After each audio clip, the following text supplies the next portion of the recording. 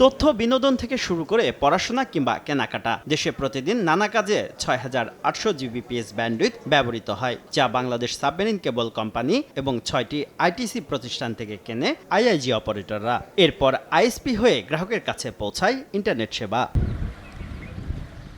বর্তমানে দৈনিক চাহিদার মাত্র 40% ব্যান্ডউইথ যোগান দিচ্ছে বাংলাদেশ সাবমেরিন কেবল কোম্পানি।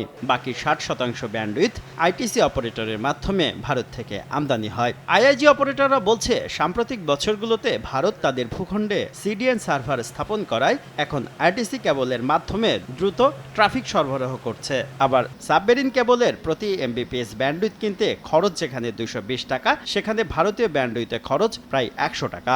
এ কারণে সাবমেরিন কেবলের প্রায় ৪,৪০০ জিবিপিএস ব্যান্ডউইথ পড়ে আছে। অথচ ভারত থেকে ব্যান্ডউইথ আমদানিতে বছরে প্রায় $4 কোটি বা বর্তমান রেটে 488 কোটি টাকা খরচ করছে বাংলাদেশ।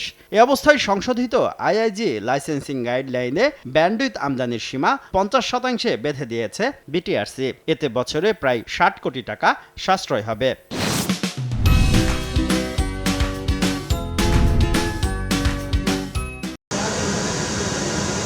সরকারি সিদ্ধান্ত নিয়ে আপত্তি না তুললেও সাবমেরিন কেবলের ব্যান্ডউইথের দাম কমাতে বলছেন আইআইজি অপারেটররা। 50% ব্যান্ডউইথ সাবমেরিন থেকে নিতে হবে, তার মানে প্রত্যেকের আইআইজি লেয়ারে কস্ট অফ প্রোডাক্ট 10% 20% মতন বাড়বে। ব্যান্ডউইথ বিক্রি বাড়লে দামও কমানো হবে বলে জানালেন বাংলাদেশ সাবমেরিন কেবল কোম্পানির ব্যবস্থাপনা পরিচালক। 100 জিবিপিএস নিলে আমরা 30 জিবিপিএস ফ্রি দিচ্ছি, মিনিমাম 30% ডিসকাউন্ট তো এই ডিসেম্বর থেকে দিয়েছি। এখন যদি আমাদের ব্যান্ডউইথের ইউসেজ বাড়ে, তাহলে আমরা ফার্দার রিডাকশনের কথা চিন্তা করছি। বিটিআরসির সিদ্ধান্তের বিষয়ে দুটি শীর্ষ আইটিসি অপারেটরের সাথে যোগাযোগ করা হলেও তারা কোনো মন্তব্য করেনি। শুভ খান, সময় সংবাদ, ঢাকা।